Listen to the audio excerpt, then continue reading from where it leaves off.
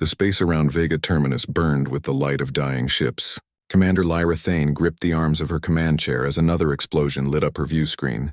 The proud vessels of the Galactic Council were being torn apart one after another by the relentless Krellin assault. "Shield status?" she demanded, her voice tight with controlled fear.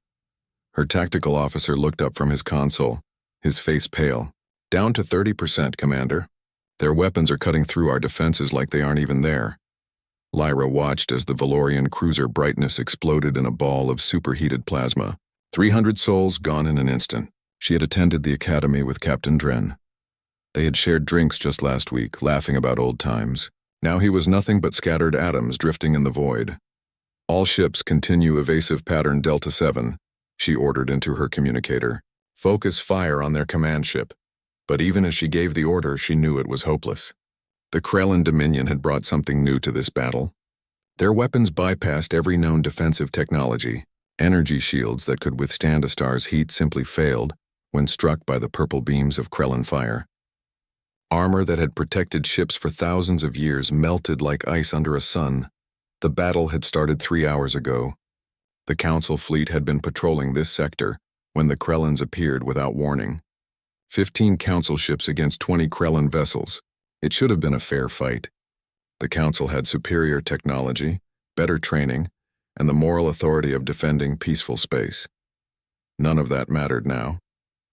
12 Council ships were already destroyed.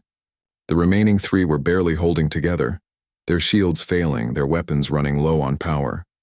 Lyra's own ship, the Radiant Dawn, shuddered as another Krellin beam struck their port side. "Hull breach on decks 4 and 5, her engineer reported. "Emergency force fields holding, but we've lost main power to the port weapons array." Admiral Vorn's face appeared on the communication screen. The old Zenthari looked every one of his 200 years. His scales, normally a vibrant blue, had turned gray with stress and injury. Blood seeped from a wound on his forehead. "Commander Thane," he said quietly, "I'm ordering a full retreat. Get your people out of here." Lyra wanted to argue. Every instinct screamed against running from a fight. But she had a crew of 147 souls depending on her judgment. Pride wouldn't bring them home. "Understood, Admiral." Radiant Dawn acknowledging retreat order. She turned to her helmsman. "Plot a jump to the Arcturus station. Maximum speed." The helmsman's fingers danced across his controls. "Jump course calculated.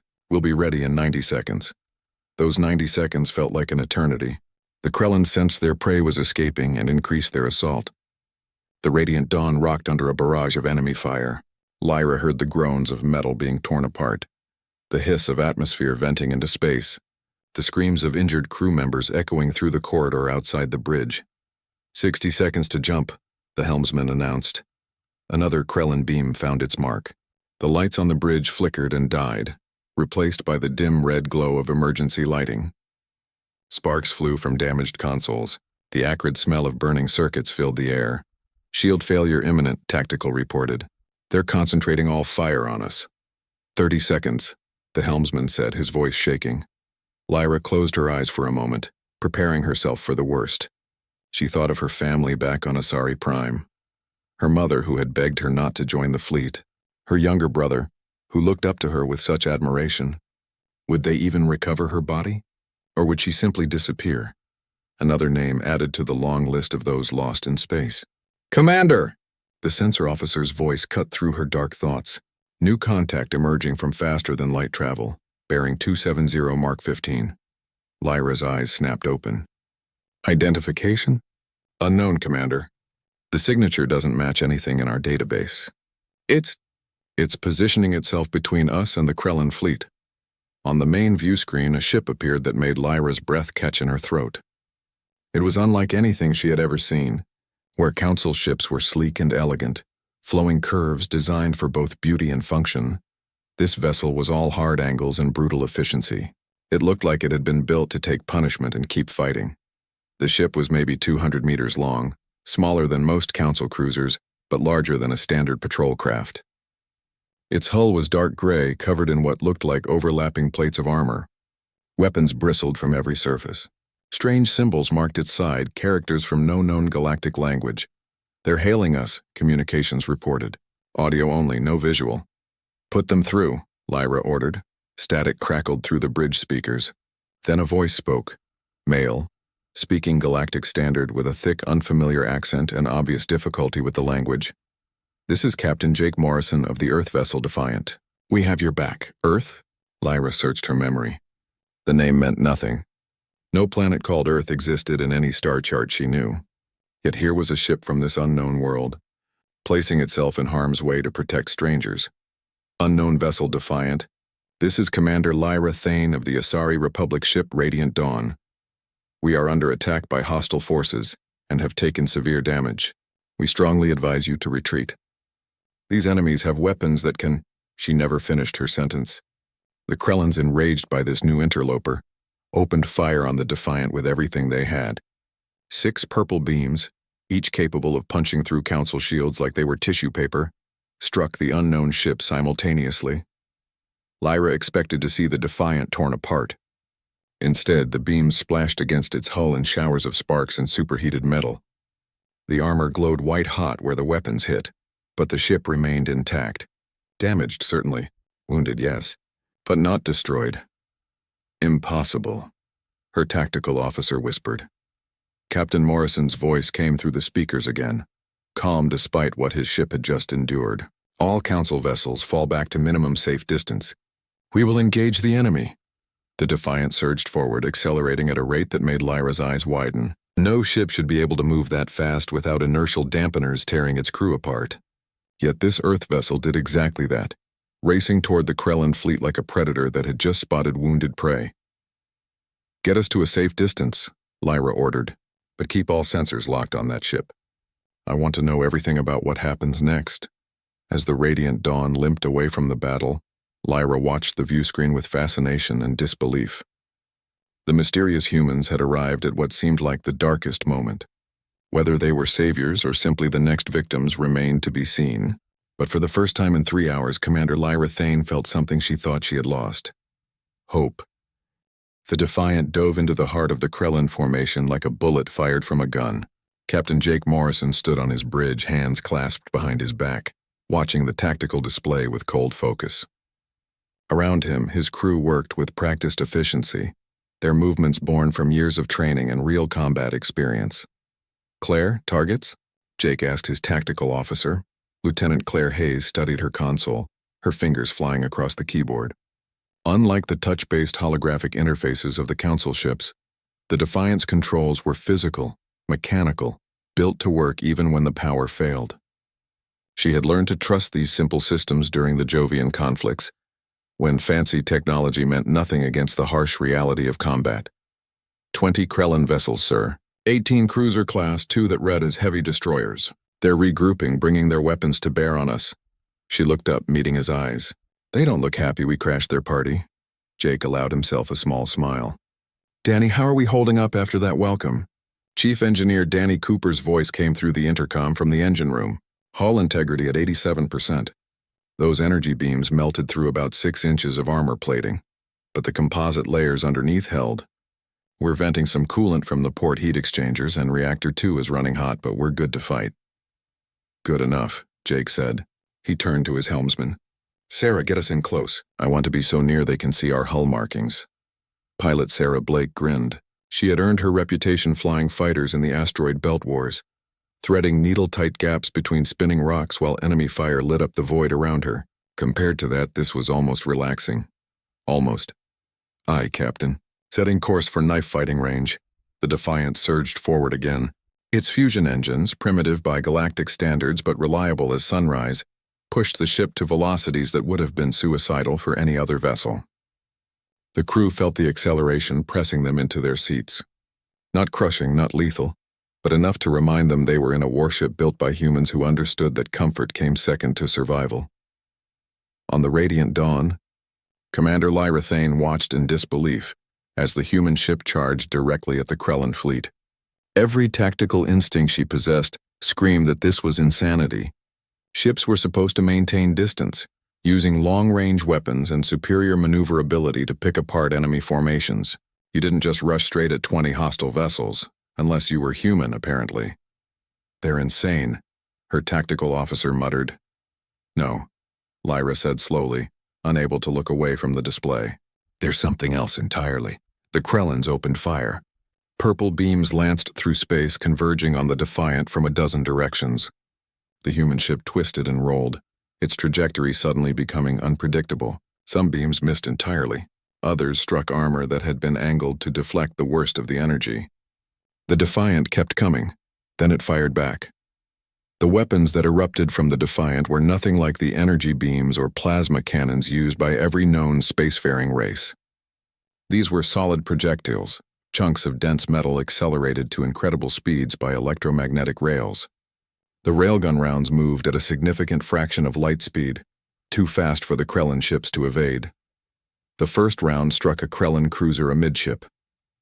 The kinetic energy, the sheer momentum of a 1-ton slug moving at that velocity, was devastating.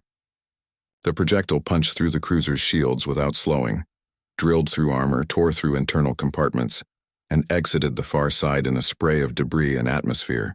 The Krellan ship staggered, air and fluids venting from the massive wound in its hull. Before the Krellans could react, the Defiant fired again. And again. And again.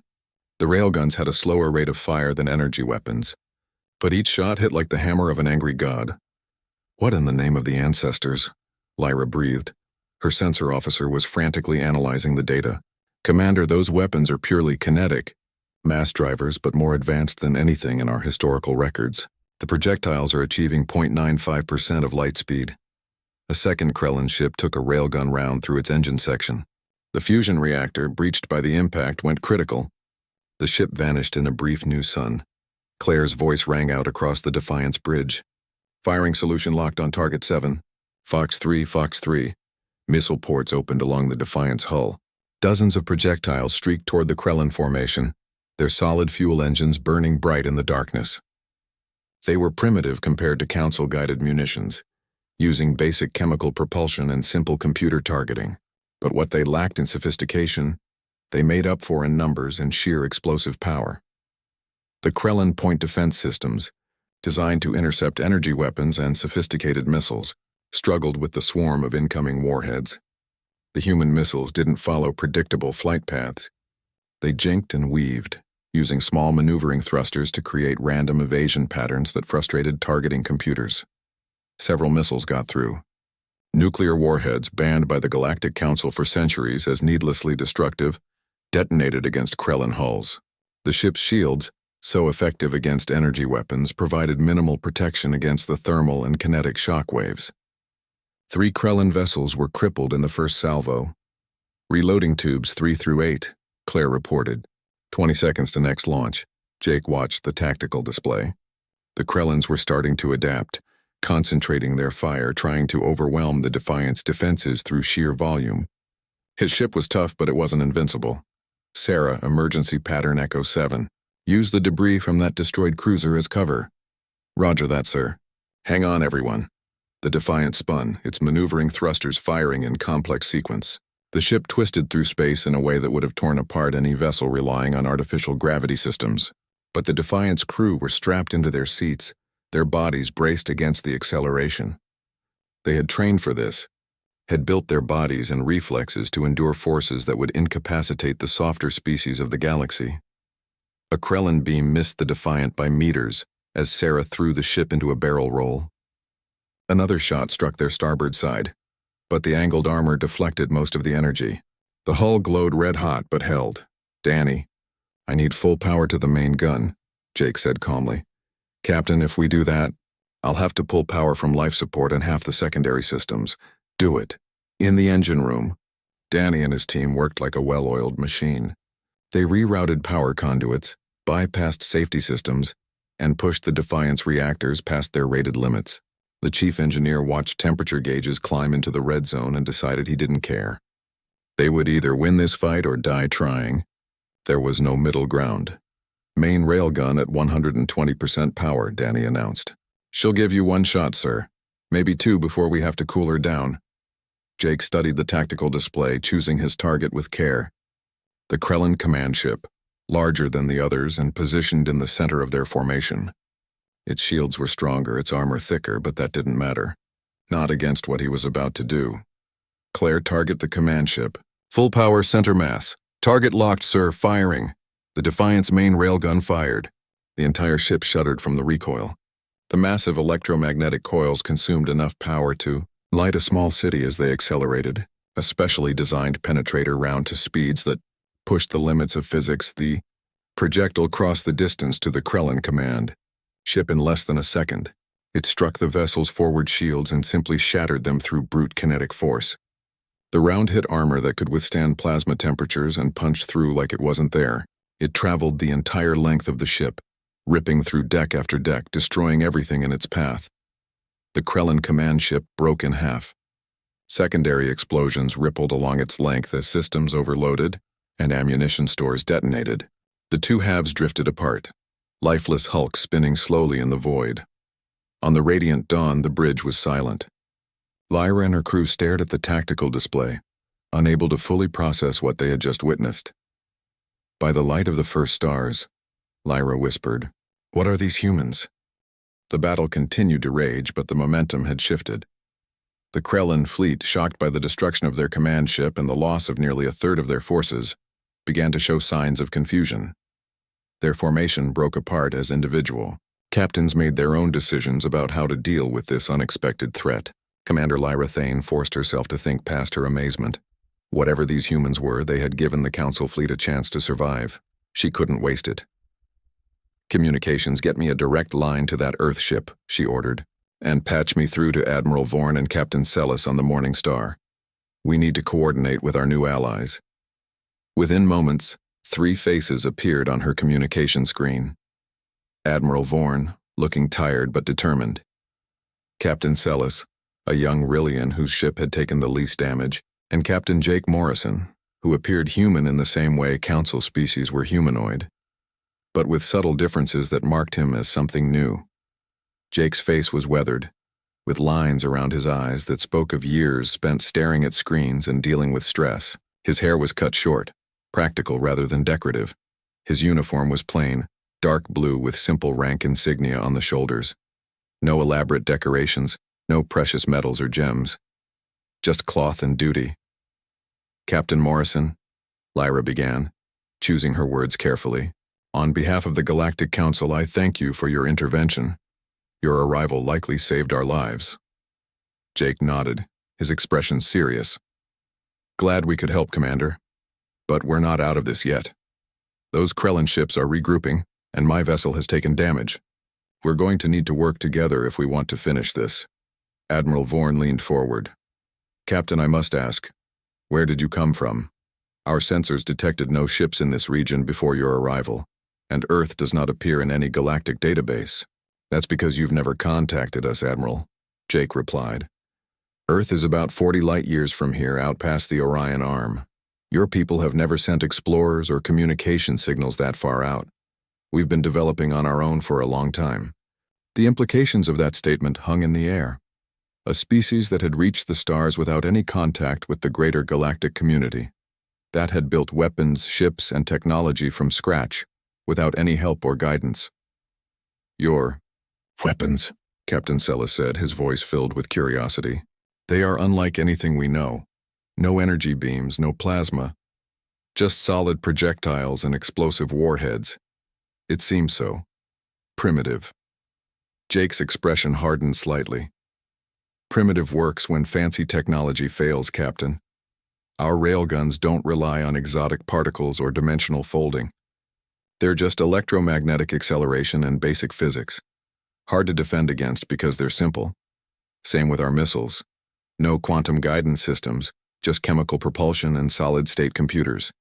They work every single time because there's nothing complicated to break down." Lyra understood. The Council had become so advanced that they had forgotten the value of simplicity. They built shields that could stop anything except something basic. They made weapons so sophisticated that a clever enemy could find ways to bypass them. The humans had no such problems. Their technology was brutal and direct. "Captain Morrison, I have a proposal," Lyra said. "My tactical team has been analyzing your attack patterns and the Krellin response. If we combine our approaches, use your kinetic weapons to break through their defenses while our energy weapons exploit the openings, we might be able to end this battle quickly." Jake smiled for the first time. "I was hoping you'd say something like that, Commander. My tactical officer, Lieutenant Claire Hayes, has been watching your maneuvers. She's impressed.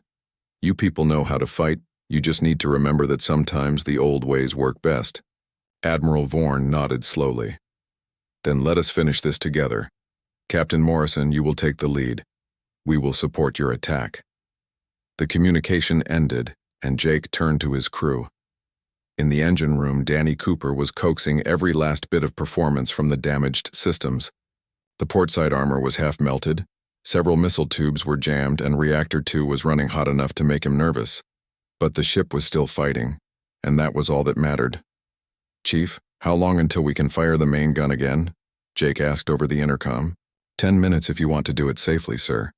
5 if you don't care about safety, and 2 if you're willing to risk a catastrophic coolant failure that might kill us all.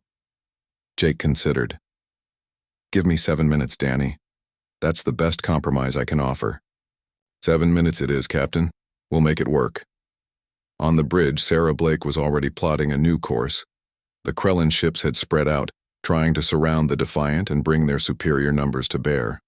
It was good tactics, assuming their enemy would try to escape. But Jake had no intention of running.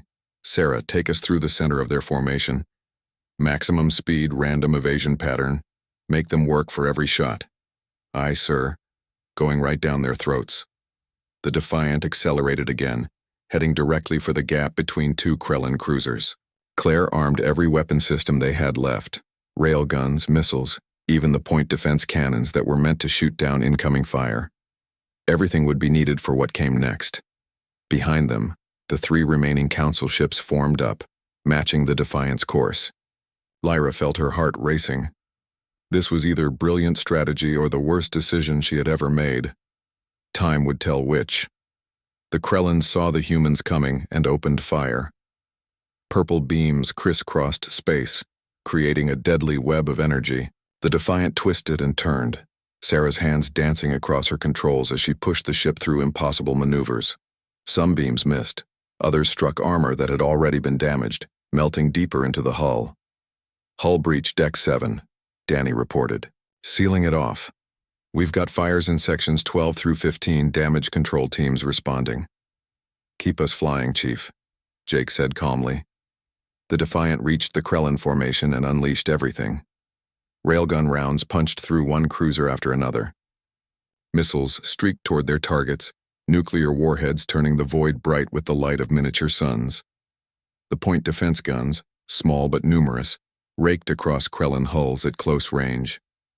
Behind the human ship, the Council vessels added their own firepower. Energy beams found the holes the railguns had created, burning through already damaged armor. Plasma cannons, normally unable to penetrate Krellin defenses, poured fire into ships that had been crippled by kinetic impacts. It was chaos. Beautiful, terrible chaos. One Krellin cruiser exploded as a railgun round found its power core. Another lost engine power and began drifting, unable to maneuver. A third took a full spread of missiles and simply disintegrated, torn apart by overlapping nuclear fireballs. Main gun ready, Danny announced. You've got your shot, Captain. Jake looked at the tactical display. 12 Krellin ships remained. They were pulling back now, their aggression replaced by the realization that they were no longer the hunters. They had become the prey. Claire, target the closest heavy destroyer. Let's send a message they won't forget. Target locked, sir. Fire. The main railgun roared. The penetrator round crossed space in a heartbeat and struck the Krellin destroyer dead center. The ship's shields, already weakened by the sustained assault, collapsed. The round passed through the hull like a spear through paper. The destroyer shuddered, listed to one side, and went dark. The remaining Krellin vessels broke formation.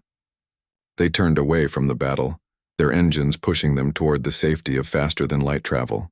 Within moments, they had vanished, leaving behind their dead and wounded. Silence filled the Defiant's bridge. Then Claire let out a long breath.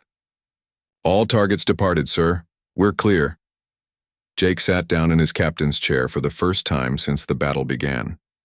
His legs felt weak, his hands shaking slightly from the adrenaline wearing off. They had done it. Against impossible odds, they had won. Damage report, he said quietly. Danny's voice came through the intercom, tired but satisfied. "We're a mess, sir. Hull integrity down to 60%. Reactor 2 needs to be shut down for repairs. We've got fires in 4 sections, casualties in engineering and medical. But we're alive and the ship will fly." "Good enough, Chief, good enough."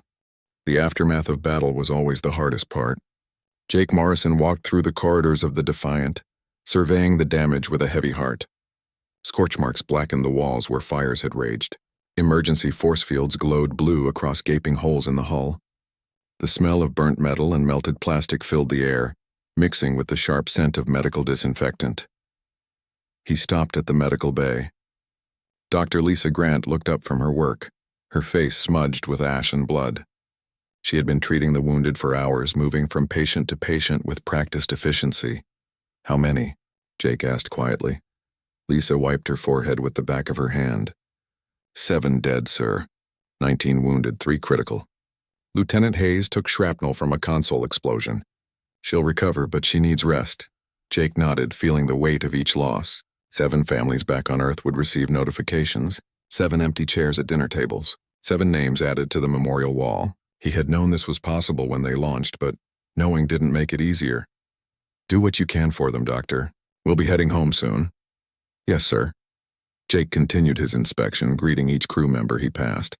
These people had followed him into the unknown, trusted his judgment in the heat of battle. The least he could do was show them their captain cared. In the engine room, Danny Cooper had his team working overtime. They were welding new plates over damaged sections, rerouting power systems, and slowly bringing Reactor 2 back online. The chief engineer's uniform was torn and stained, but his eyes were bright with satisfaction. "Captain on deck," someone called out, and the engineers paused in their work. Jake waved them back to their tasks. "As you were." "Danny, what's the verdict?" "We can make it home, sir, but it won't be pretty. I'm recommending we stay at half speed during the jump. Pushing the engines any harder might cause failures we can't fix out here." "Half speed is fine, Chief. We've got time." Danny grinned. "We sure showed those Krellin bastards what humans can do, didn't we, sir?" "That we did, Chief, that we did." Back on the bridge, Sarah Blake was running diagnostics on the navigation systems. The pilot had somehow managed to bring them through the battle with minimal damage to her station, though she refused to admit how many near misses had come within meters of ending them all. "Captain, we're receiving a communication request from the Asari ship," the communications officer announced. "Put Commander Thane through." Lyra's face appeared on the main screen. Behind her, Jake could see repair crews working on damaged systems. The Radiant Dawn had taken a beating, but she was still in one piece. "Captain Morrison," Lyra said formally, "the Galactic Council wishes to extend its deepest gratitude for your assistance.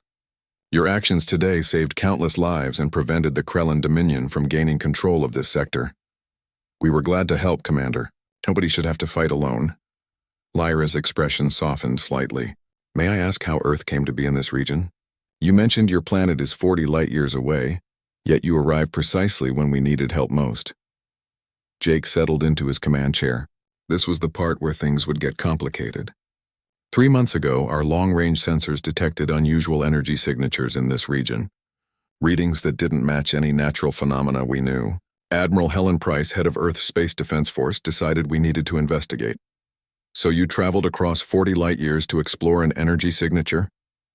Lyra sounded incredulous. "It's what we do, Commander. Humanity has always been curious about what lies beyond the horizon. Besides, Admiral Price believed that if there were energy signatures that advanced, there had to be other intelligent species out here. She thought it was time we made contact. A remarkable leap of logic. It paid off, didn't it?" Jake smiled. "Though I'll admit we didn't expect to arrive in the middle of a war zone. When our sensors picked up the battle, I made the decision to intervene. First contact protocols say we're supposed to observe and report back. But those protocols were written by people who never had to watch innocent beings getting slaughtered." Lyra studied him for a long moment. "You risked your ship and crew for strangers. That speaks well of your people, Captain Morrison. We're not perfect, Commander. Earth still has its share of problems, conflicts, inequality, people who can't see past their own interests. But we're trying to be better. And part of being better means helping those who need it." Admiral Vorn's face joined the communication screen. The old Zenthari looked tired but impressed. "Captain Morrison, I must ask about your technology. Your weapons, your ship design, everything about the Defiant seems to contradict our understanding of space combat. How did humanity develop such effective systems without any contact with the greater galactic community? Jake gestured around his bridge. We built everything from the ground up, Admiral. No help, no ancient databases to copy from, no borrowed technology.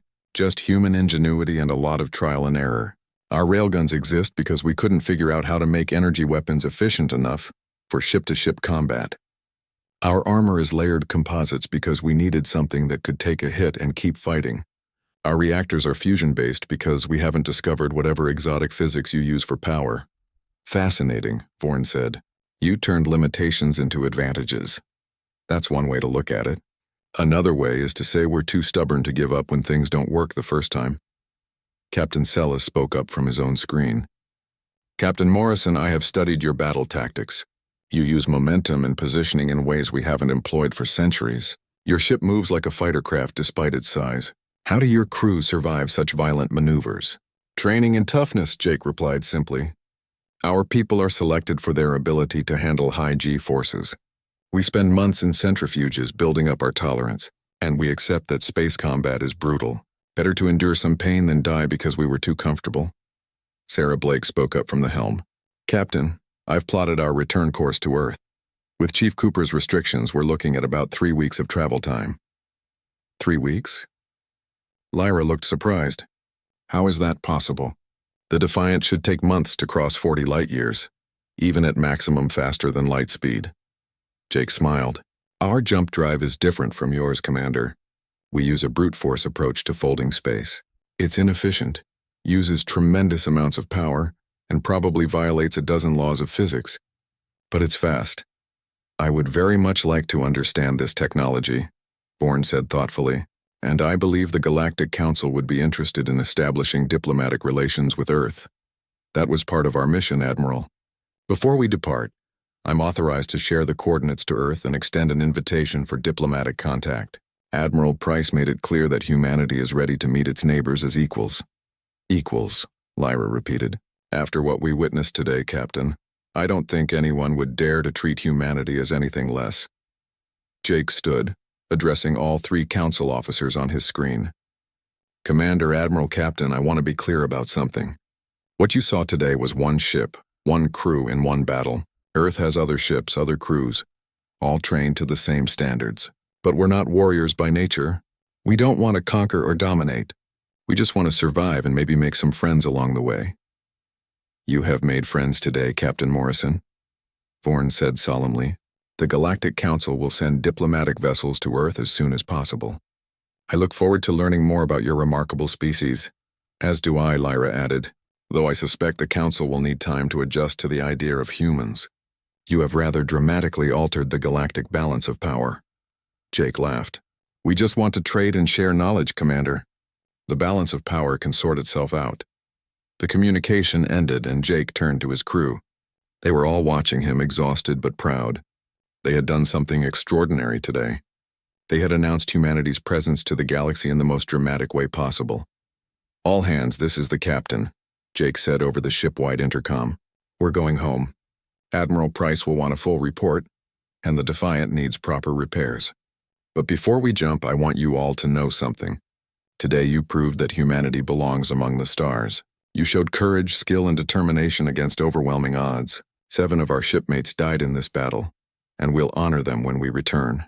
But they died doing something important. They died showing the galaxy that humans don't back down from a fight, and we don't abandon those in need. He paused, looking around the bridge at the faces of his crew. Prepare for jump to Earth, let's go home.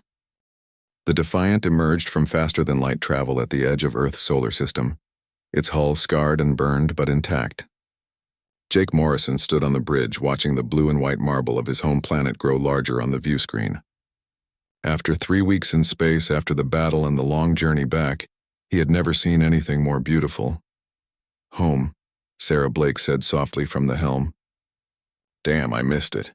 Communications, signal Earth Defense Command, Jake ordered. Let them know we're back and requesting priority docking at Luna Station. Aye, sir. Sending now. The response came within seconds. Admiral Helen Price's face appeared on the screen, and Jake could see the relief in her eyes. She was a woman in her late 50s with steel gray hair pulled back in a tight bun, and the bearing of someone who had spent her entire life in service. "Captain Morrison, it's good to see you in one piece. Your ship looks like it went through hell." "We did, Admiral. But we completed the mission. We made first contact with multiple alien species, fought alongside them against a hostile force, and extended your invitation for diplomatic relations. The coordinates and all relevant data are in our transmission logs." Helen leaned forward. "Tell me everything." For the next hour, Jake recounted the events at Vega Terminus. The desperate battle, the Krellin weapons, the decision to intervene, and the final victory. Helen listened without interruption, her expression growing more serious with each detail. "7 casualties," she said quietly when he finished. "I'll personally notify the families." "And Lieutenant Hayes? How is she?" "Recovering, Admiral. Dr. Grant says she'll be back on duty in a few weeks." "Good, very good."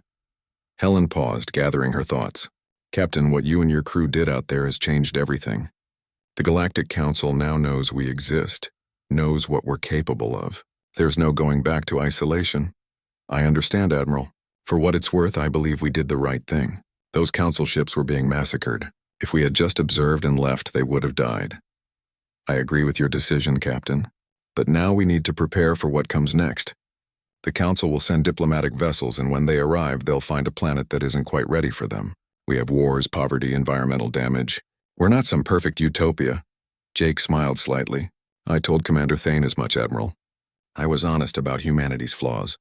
But I also told her we're trying to be better. That has to count for something.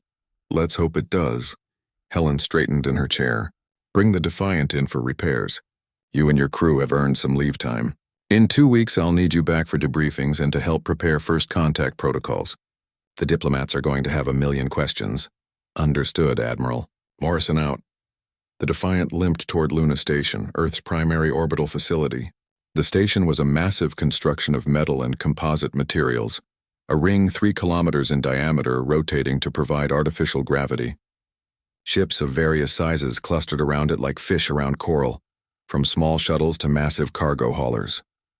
As they approached, Jake saw something that made his chest tighten with emotion. Every ship at the station, every crew member who could reach a viewport, was watching the Defiant return. Some were recording the moment. Others simply stood at attention, saluting. "Captain," the communications officer said, his voice thick with emotion, "we're receiving messages from all over Earth. Congratulations, welcome home, thank you for representing humanity." "Sir, the whole planet is watching." Jake had never wanted fame or glory.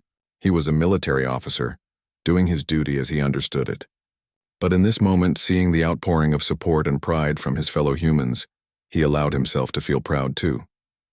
The Defiant docked at Luna Station without incident.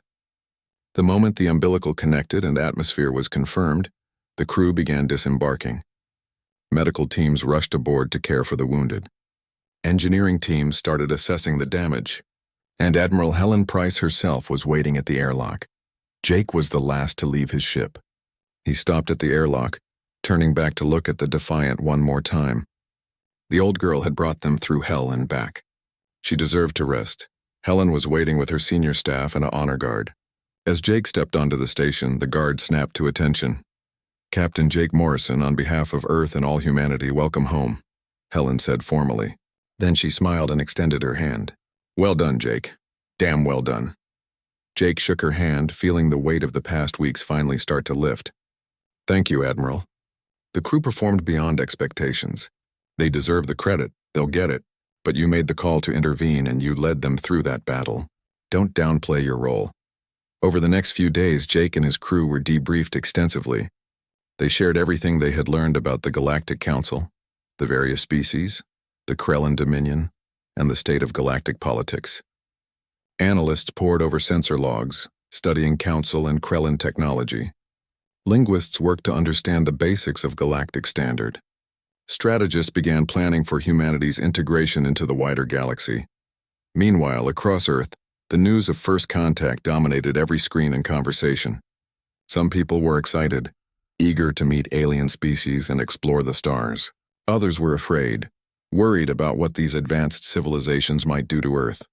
And some were skeptical, questioning whether the whole thing was real. Jake spent time with the families of the 7 crew members who had died. It was the hardest part of coming home, seeing their grief and knowing his orders had put those people in harm's way. But the families were grateful too. Their loved ones had died doing something important, making history, showing the galaxy what humanity could be. 2 weeks after their return, the day everyone had been preparing for arrived. Sensors detected 3 vessels approaching Earth at faster-than-light speeds, council ships coming to open diplomatic relations. Jake stood in Luna Station's observation deck alongside Admiral Price and Earth's hastily assembled diplomatic team. The 3 alien vessels emerged from faster-than-light travel in perfect formation. They were beautiful, elegant ships that made even Earth's most advanced designs look crude by comparison. The lead ship was the Radiant Dawn. Commander Lyra Thane had volunteered to lead the diplomatic mission, stating that she owed humanity a debt that could only be repaid through friendship. "Here we go," Helen said quietly. "The beginning of a new era." The council ships approached slowly, broadcasting greetings in dozens of languages. English translations scrolled across screens as diplomats worked to establish proper communication protocols. "People of Earth, this is Commander Lyra Thane of the Galactic Council. We come in peace, seeking friendship and mutual understanding. Your actions at Vega Terminus showed us that humanity is worthy of joining the galactic community. We have much to learn from each other." Jake watched the alien ships maneuver gracefully into orbit alongside human vessels. It was strange seeing them here in Earth space. These ships had been enemies not long ago, or at least strangers. Now they were potential allies, friends, partners in exploring the cosmos. "What do you think will happen?" Helen asked him. Jake considered the question. "I think we'll struggle at first. There will be misunderstandings, cultural clashes, maybe even conflicts. We're very different from them, and they're not used to species that develop without guidance. But I also think we'll surprise them. Humans are adaptable. We'll find our place in the galaxy, just like we found our place on Earth. And if they try to push us around, try to make us conform to their standards, then they'll learn the same lesson the Krellans learned. Humans don't give up, and we don't back down from fights we believe in. We'll be respectful, diplomatic, and open to learning, but we'll do it on our own terms." Helen nodded, satisfied. "Good. That's exactly the attitude we need."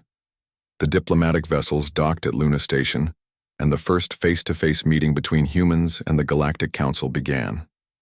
Jake wasn't part of the official delegation, but he watched the feeds with interest. Commander Lyra Thane, Admiral Vorn, and Captain Celis emerged from their ships and met with Earth's diplomats. The initial meeting was formal and somewhat awkward. The council representatives were clearly fascinated by humans, studying them with barely concealed curiosity. Earth's diplomats tried to maintain dignity while also showing openness and warmth. It wasn't perfect, but it was a start. Later that evening, Jake received a message requesting his presence at a private meeting. When he arrived at the conference room, he found Commander Lyra Thane waiting for him. She was out of her military uniform, wearing what looked like casual civilian clothes. Somehow that made her seem less alien, more relatable. "Captain Morrison," she said, standing to greet him. "Thank you for coming. I wanted to speak with you privately, before the formal negotiations begin in earnest." "Of course, Commander. What can I do for you?" Lyra gestured to a seat and they both sat. "I wanted to tell you what has been happening in the Council since the battle at Vega Terminus. Your intervention has caused significant discussion and debate. Some Council members are excited about humanity's potential. Others are concerned about a species that makes weapons of such destructive power. Everyone is curious.